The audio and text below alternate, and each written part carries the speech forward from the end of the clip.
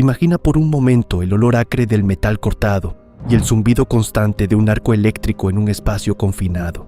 Imagina un pequeño garaje húmedo y oscuro, no más grande que la sala de estar promedio de una casa común, con apenas 3,5 metros por 4,5 metros. Un espacio reducido, casi improvisado, donde las herramientas se amontonan contra paredes de ladrillo frío. Ahora imagina un sencillo equipo de soldadura de segunda mano, valorado en apenas 1 libra esterlina de la época. Una máquina que muchos habrían desechado por obsoleta. Y dentro de ese lugar, un hombre con una visión clara, las manos manchadas de grasa y una determinación inquebrantable que rozaba la obsesión. Así comenzó todo en octubre de 1945, cuando Joseph Cyril Bamford, sí, el hombre detrás de las icónicas siglas JCB, dio el primer paso hacia lo que pronto se convertiría en una auténtica potencia industrial a nivel mundial. Desde su primera invención, un simple remolque basculante fabricado con sobras de una guerra recién terminada, hasta revolucionar la construcción con la creación de la primera retroexcavadora del mundo. JCB creció hasta transformarse en un símbolo global de innovación, resistencia y fiabilidad. Hoy en día, las máquinas de color amarillo brillante de la marca son indispensables en obras de todo el planeta, impulsando sectores que van desde la construcción de rascacielos hasta la agricultura intensiva, pasando por la defensa y la logística. Esta es una historia que no solo habla de maquinaria pesada, pistones y sistemas hidráulicos, sino de ambición humana, de la capacidad de levantarse tras el fracaso, de perseverancia ante la duda ajena y de una visión de futuro que siempre ha ido 2 pasos por delante de su tiempo. La historia de Joseph Cyril Bamford comienza en Uttoxeter, en el condado de Staffordshire, donde nació en el seno de una familia católica recusante profundamente vinculada al mundo de la ingeniería agrícola. Este detalle religioso no es menor, pues forjó en la familia un carácter de resistencia y de saber navegar contra la corriente. Su familia era propietaria de Bamford's Limited, un nombre que por aquel entonces ya era ampliamente reconocido en el sector agrícola británico y colonial. Su bisabuelo, Henry Bamford, un verdadero patriarca de la industria victoriana, había construido un imperio ferretero que ya en el año 1881 empleaba a más de 60 personas, una cifra considerable para la época. La empresa Bamford's International Farm Machinery se consolidó como un actor destacado en el sector británico, fabricando empacadoras, volteadoras de heno, cortadoras de mangold y otros equipos esenciales que mecanizaron el campo inglés. Aunque la compañía exportaba maquinaria a distintos países del Imperio Británico, su estructura era tradicional y rígida, lo que finalmente la llevaría a cesar sus operaciones en 1986, mucho después de que Joseph hubiera eclipsado su éxito. Pero para comprender verdaderamente la magnitud de este gigantesco imperio amarillo que hoy domina el horizonte de nuestras ciudades y los campos de cultivo de los 5 continentes, es completamente imprescindible hacer un profundo viaje en el tiempo. Debemos alejarnos de los imponentes rascacielos modernos, de las autopistas interconectadas y de las masivas plantas de ensamblaje automatizadas de nuestro presente, para adentrarnos en la Inglaterra profunda de principios del siglo XX. Hablamos de una época ruda y fascinante, donde el espeso humo de las fábricas tradicionales todavía dibujaba el paisaje británico, y donde el acero, el hierro y el carbón eran los auténticos reyes indiscutibles de la economía mundial. Es precisamente en este duro contexto de constante revolución y transformación mecánica donde se empezó a forjar el carácter de un auténtico visionario, alguien que bajo ningún concepto se conformaría con seguir pasivamente las reglas establecidas por las generaciones anteriores. La verdadera grandeza rara vez nace de la zona de confort, y el surgimiento de esta icónica marca de maquinaria pesada definitivamente no fue la excepción a esa regla universal. Antes de que existieran las interminables flotas de vehículos de altísima tecnología y los deslumbrantes contratos millonarios a nivel internacional, hubo simplemente una chispa de genialidad y un individuo plenamente dispuesto a desafiar el cómodo legado que parecía haberle sido impuesto desde la misma cuna. Un soñador pragmático que entendió perfectamente que, para poder construir los cimientos del futuro, a veces resulta estrictamente necesario desarmar las convenciones del pasado y moldearlas de nuevo con el sudor de las propias manos. Fue exactamente en el corazón industrial de Gran Bretaña, un lugar de fuertes contrastes entre serenos valles verdes e imponentes chimeneas de ladrillo rojo, donde se plantó la primera semilla de esta imparable revolución mecánica, una semilla única que requirió de un terreno peculiarmente fértil y de unas raíces familiares y culturales extraordinariamente específicas para poder germinar con la arrolladora fuerza que el mundo entero presenciaría apenas unas pocas décadas más tarde. Y es justo en este punto geográfico, rodeado de las frías brumas del interior del país, donde debemos situarnos para comprender el auténtico origen de esta mentalidad indomable y revolucionaria. Joseph creció rodeado de engranajes, herramientas y conversaciones de sobremesa sobre ingeniería, patentes y eficiencia mecánica. Sin embargo, su destino no sería simplemente continuar el legado familiar de forma plácida, sino redefinirlo por completo a través de la ruptura. Comenzó su formación en el prestigioso Stonyhurst College, uno de los colegios jesuitas más reconocidos del Reino Unido, famoso por su disciplina férrea y por formar a futuros líderes con una mentalidad crítica. Tras finalizar sus estudios, inició su carrera profesional fuera del nido familiar, en Alfred Herbert, el mayor fabricante de máquinas herramienta de Gran Bretaña en aquel momento, con sede en Coventry. Aquella experiencia fue vital. Allí aprendió no solo sobre manufactura, sino sobre la importancia de la precisión y la venta técnica. Su talento natural y su empuje lo llevaron a ascender rápidamente, hasta el punto de representar a la empresa en Ghana, en el África Occidental, donde se curtió en el trato con clientes en entornos difíciles. En 1938 regresó de Ghana y dejó a Alfred Herbert con la intención de hacerse cargo de su lugar legítimo en el negocio familiar. Sin embargo, la historia tenía otros planes. El estallido de la Segunda Guerra Mundial en 1939 alteró completamente el curso de su vida y del mundo. En 1941 fue llamado a servir en la Real Fuerza Aérea Británica, la RAF, pero no como piloto, sino aplicando sus habilidades técnicas en el área de suministros y logística. Una escuela inmejorable para aprender a hacer mucho con muy poco. Fue destinado nuevamente a la Costa de Oro africana, donde gestionó un punto estratégico para aviones de la Fuerza Aérea de Estados Unidos, que se dirigían hacia Oriente Medio. La disciplina militar, la necesidad de improvisar soluciones mecánicas en medio de la nada y las responsabilidades asumidas durante el conflicto fortalecieron su carácter, su sentido del deber y, sobre todo, su capacidad organizativa. Al finalizar la guerra en 1945, Joseph regresó a casa con una valiosa experiencia y un firme deseo de forjar su propio camino. Trabajó brevemente en English Electric, desarrollando equipos de soldadura eléctrica, una tecnología que luego sería fundamental en su propia fábrica, pero pronto comprendió que su verdadera pasión no estaba en ser un empleado más. Volver al negocio familiar resultó ser una experiencia amarga y frustrante. Se sentía limitado por su estructura rígida, por una junta directiva conservadora que rechazaba sus ideas innovadoras. La tensión llegó a un punto de ruptura. Su tío Henry Bamford, percibiendo su descontento y quizás temiendo su ímpetu revolucionario, lo liberó de la empresa con una frialdad pasmosa, diciéndole que tenía poco futuro en la ingeniería.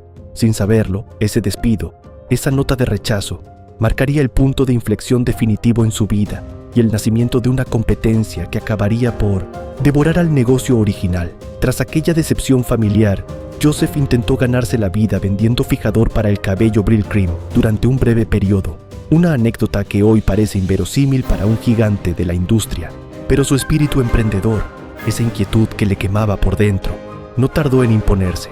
En octubre de 1945, el mismo día en que nació su hijo Anthony, Joseph Cyril Bamford comenzó su aventura empresarial en aquel diminuto garaje alquilado de apenas 3,5 metros por 4,5 metros. Con el simple equipo de soldadura de segunda mano que había comprado por 1 libra y una voluntad férrea, fabricó su primer producto, un remolque basculante agrícola. Pero no era un remolque cualquiera. En la Gran Bretaña de la posguerra, el acero era un bien escaso, racionado y difícil de conseguir. Joseph tuvo que recurrir al ingenio, utilizando materiales sobrantes de la guerra que inundaban los desguaces, como láminas de acero de los refugios antiaéreos Anderson, que habían protegido a las familias de los bombardeos. Construyó el chasis. Para las ruedas, no buscó proveedores convencionales. Utilizó neumáticos y llantas recuperados de aviones de combate Grumman Hellcat y bujes de pequeños obuses de artillería. Construyó una máquina ingeniosa, robusta y funcional, a partir de los escombros del conflicto. Pintó el remolque y lo llevó al mercado local de Uttoxeter. Lo vendió por 45 libras esterlinas al instante, pero la genialidad comercial de Bamford ya brillaba entonces. Como parte del pago, aceptó el viejo carro del granjero. Lejos de desecharlo, Joseph reparó el carro viejo, lo dejó como nuevo y lo vendió por otras 45 libras, maximizando el beneficio de esa primera operación. Aquella venta no fue solo una transacción económica, fue el nacimiento de una leyenda industrial y coincidió, casi poéticamente, con el nacimiento de su heredero. A comienzos de 1947, la joven empresa experimentó su primer crecimiento significativo. El pequeño garaje ya no era suficiente para contener la demanda y las ideas de Joseph, por lo que el negocio se trasladó a Craigmarsh Hall, un antiguo establo y cochera situado entre Uttoxeter y Rochester. Este cambio simbolizó el primer gran paso hacia la consolidación industrial. Curiosamente, el edificio pertenecía a la señora Julia Cavendish, una superviviente del naufragio del Titanic, y se convirtió en el escenario del inicio de la expansión de JCB. Ese mismo año, la empresa contrató a su primer empleado a tiempo completo, Arthur Harrison, quien se convertiría en capataz y pieza clave en los cimientos de la compañía, trabajando codo con el fundador en jornadas interminables. En 1949 llegó la primera gran innovación técnica, el Major Loader, un cargador frontal diseñado para acoplarse a los tractores Fordson Major de la época. Fue un éxito rotundo entre los agricultores que necesitaban mecanizar la carga de estiércol y materiales. Pero Joseph miraba más allá. En 1950, JCB se trasladó a una antigua fábrica de queso en Rochester, un lugar que, tras muchas expansiones y transformaciones, se convertiría en su impresionante sede mundial actual, rodeada de lagos y zonas verdes diseñadas meticulosamente. 3 años después, en 1953, ocurrió el milagro de la ingeniería que definiría la marca. Joseph Cyril Bamford presentó la máquina Mark I, un equipo revolucionario que combinaba por primera vez una excavadora hidráulica montada en la parte trasera con una pala cargadora en la parte frontal, todo integrado en un solo chasis de tractor. Esta innovación cambió la industria de la construcción para siempre. Antes de esto, las excavadoras eran enormes máquinas de cables, lentas y torpes. La Mark I trajo la potencia hidráulica, la precisión y la versatilidad a cualquier obra pequeña o mediana. Había nacido la retroexcavadora tal como la conocemos hoy. Ese mismo año, 1953, se presentó el logotipo de JCB, esas 3 letras blancas sobre fondo negro y luego amarillo, que hoy son reconocibles en cualquier rincón del mundo y que sería registrado oficialmente como marca comercial 5 años después, en 1978. La década de los 60 estuvo marcada por la diversificación y por un marketing agresivo y genial. Joseph sabía que no bastaba con tener el mejor producto, había que hacer ruido. Pintó todas sus máquinas de un amarillo brillante, el JCB Yellow, para que fueran visibles y seguras en las obras, pero también para que destacaran como faros de publicidad gratuita. En 1961 se creó JCB Aviation y el primer avión de la compañía, un de Havilland Dove bimotor, realizó su vuelo inaugural, facilitando que los clientes europeos visitaran la fábrica y vieran la calidad con sus propios ojos.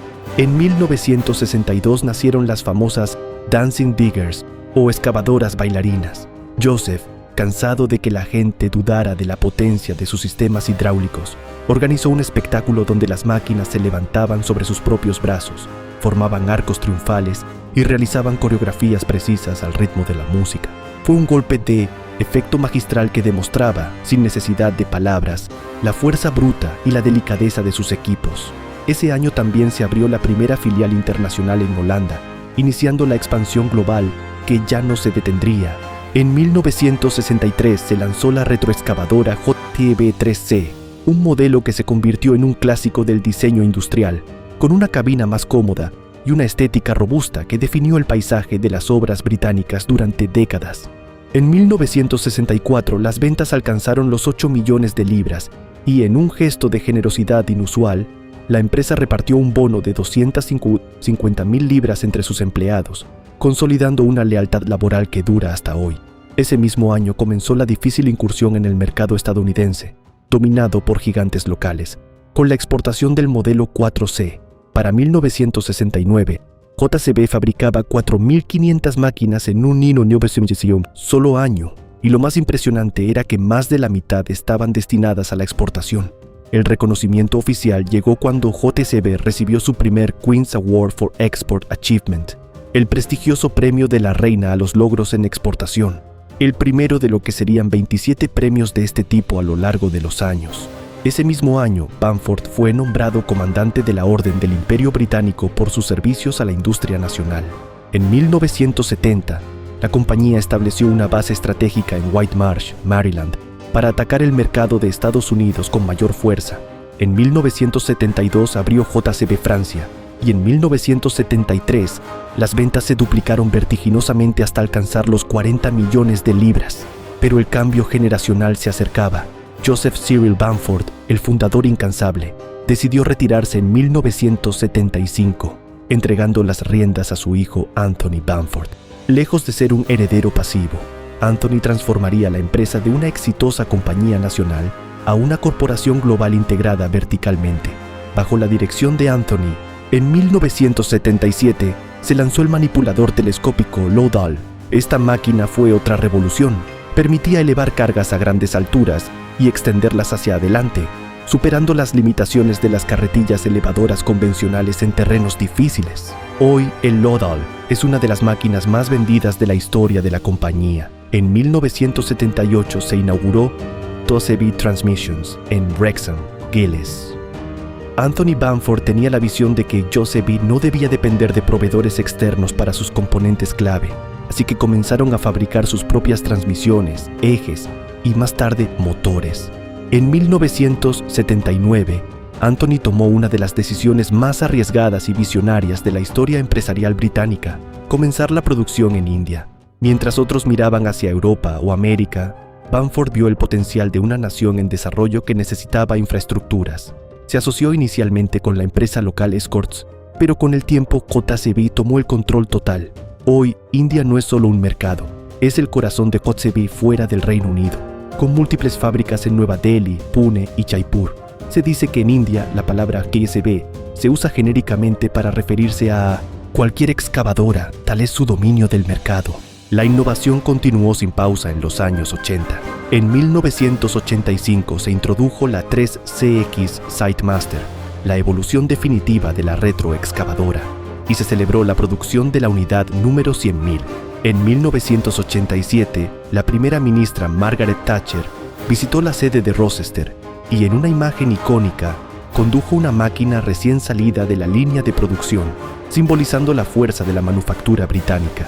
En 1988 se presentó la alucinante JCB GT, una retroexcavadora con un motor V8 de Chevrolet de 1000 caballos de fuerza, capaz de alcanzar 100 millas por hora, diseñada puramente para espectáculos y para demostrar que la ingeniería de JCB no tenía límites. En 1990 se lanzó el tractor JCB Fast Track. Fue el primer tractor agrícola del mundo con suspensión total en las 4 ruedas, lo que le permitía viajar por carretera a altas velocidades con comodidad y seguridad, rompiendo la barrera que confinaba a los tractores a los campos. Poco después llegaron la 2CX y, en 1991, la diminuta pero potente 1CX. En 1997 llegó la carretilla Teletruck, que eliminó el mástil vertical tradicional de las carretillas elevadoras en favor de un brazo telescópico lateral, mejorando la visibilidad y la seguridad. El nuevo milenio trajo hitos aún mayores. En el año 2000 comenzó la producción en la nueva y masiva sede norteamericana en Savannah, Georgia, consolidando su presencia en el mercado más grande del mundo. Joseph Cyril Bamford, el hombre que empezó todo en un garaje, falleció en 2001 a los 84 años. Se fue sabiendo que su apellido estaba grabado en la tierra de cientos de países. Su legado, continuado por su hijo Anthony, ahora Lord Bamford, y su familia, mantiene a JCB como una de las pocas grandes empresas industriales del mundo que sigue siendo de propiedad privada familiar, lo que les permite tomar decisiones a largo plazo sin la presión de los accionistas de bolsa. En 2004, la empresa celebró la fabricación de la máquina número 500.000 y dio un paso de gigante al presentar el motor Dieselmax, diseñado y fabricado íntegramente por JCB. Para demostrar la capacidad de este nuevo motor, hicieron algo extraordinario. En 2006, construyeron el coche JCB Dieselmax, un vehículo aerodinámico de color amarillo impulsado por 2 motores JCB 444 modificados para entregar 1500 caballos de fuerza. Con el piloto de la Real Fuerza Aérea Andy Green al volante, el coche voló sobre la sal de Bonneville en Utah, alcanzando las 350,09 millas por hora. más de 563 kilómetros por hora, convirtiéndose en el vehículo diésel más rápido del mundo, un récord que todavía perdura y que puso la tecnología de motores de JCB en la cima mundial. La expansión continuó imparable. En 2005 se abrió una fábrica en Pudong, China, y se firmó un contrato histórico de $140 millones con el ejército de Estados Unidos para suministrar excavadoras de alta velocidad.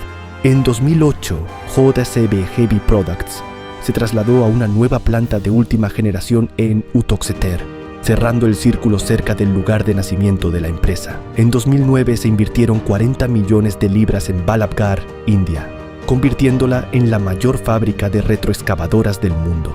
En 2010, preocupado por la falta de ingenieros cualificados en el Reino Unido, Lord Bamford fundó la JCB Academy, una escuela técnica para formar a la próxima generación de innovadores.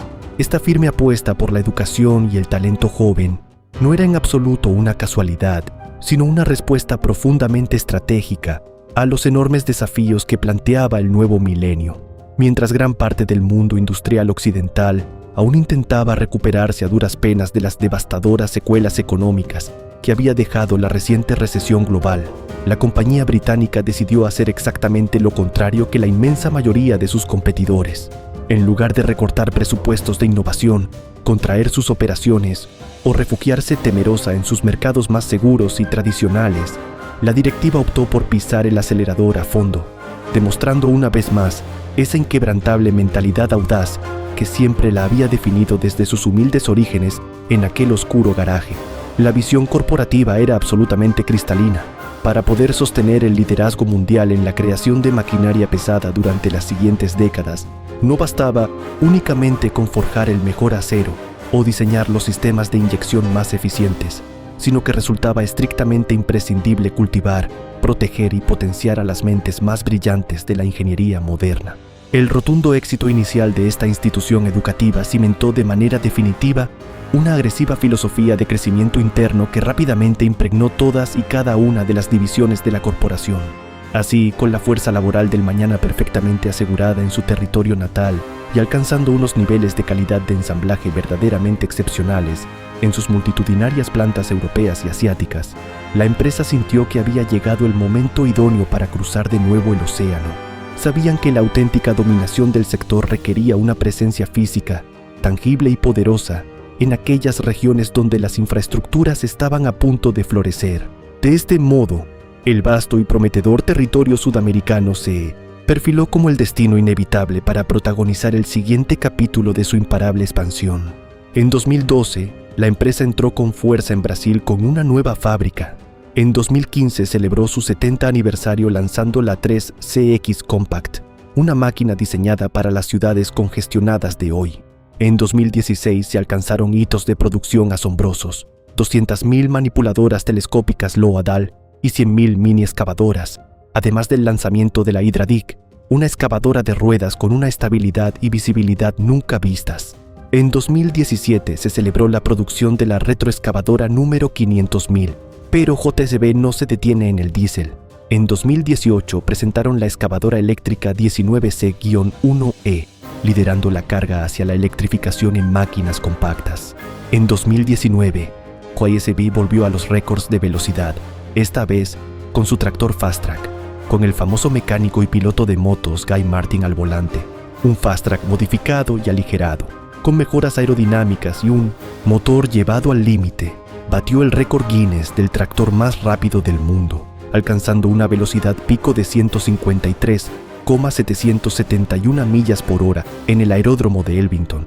En 2020, en plena pandemia global, JCB produjo su retroexcavadora número 750.000, pero el verdadero enfoque de la nueva década ha sido la sostenibilidad radical. Lord Bamford y su equipo de ingenieros llegaron a la conclusión de que, para la maquinaria pesada que trabaja en lugares remotos y durante muchas horas, las baterías eléctricas no siempre son la solución viable debido a su peso y tiempos de carga. Por eso apostaron por el hidrógeno, pero no por las costosas y complejas pilas de combustible, sino por algo más ingenioso: el motor de combustión de hidrógeno. En 2021 y 2022 desarrollaron los primeros motores de maquinaria pesada que queman hidrógeno gaseoso. Estos motores funcionan con una tecnología similar a los tradicionales, lo que los hace robustos y asequibles, pero en lugar de emitir humo negro, por su tubo de escape solo sale vapor de agua pura. Cero emisiones de carbono. Presentaron prototipos funcionales de retroexcavadoras y manipuladoras telescópicas impulsadas por esta tecnología, además de una unidad móvil de repostaje para llevar el hidrógeno directamente a la obra, resolviendo el problema de la infraestructura. En 2023, la línea de producción de motores de hidrógeno ya era una realidad, produciendo el motor número 50 y demostrando que la descarbonización de la construcción es posible sin sacrificar potencia. Paralelamente, JCB siguió ampliando su gama eléctrica para entornos urbanos, lanzando plataformas articuladas como la A45E y la cargadora compacta eléctrica 403E. Hoy, bajo el liderazgo continuado de la familia Bamford, JCB es mucho más que una fábrica. Es un ecosistema de innovación que facturó en 2022 la impresionante cifra de 5.700 millones de libras, con un beneficio antes de impuestos de 557 millones, vendiendo 105.148 máquinas en un solo año, todo ello manteniendo una deuda neta cero, una rareza en el mundo corporativo moderno. El actual director ejecutivo, Graham McDonald, junto con la familia propietaria, sigue empujando los límites. Con más de 300 modelos de máquinas diferentes y presencia en más de 150 países, JCB reinvirtió cientos de millones de libras en investigación y desarrollo en los últimos años. La historia de JCB, desde aquel garaje húmedo y sin ventanas de Uttoxeter hasta las fábricas futuristas de hoy, demuestra cómo una empresa nacida en la adversidad y la escasez puede convertirse en pieza esencial del desarrollo moderno. Es un ejemplo de excelencia británica, de resiliencia ante las crisis y de una insatisfacción constructiva constante. Como dice su lema interno traducido del francés Jamais content, nunca están contentos, siempre buscan mejorar. JCB no es solo una compañía industrial, es parte fundamental de la infraestructura contemporánea, la marca que construye los cimientos donde vivimos y un símbolo eterno de hasta dónde puede llegar la visión de un hombre decidido, que con un soldador de una libra y chatarra de guerra se atrevió a cambiar el mundo para siempre.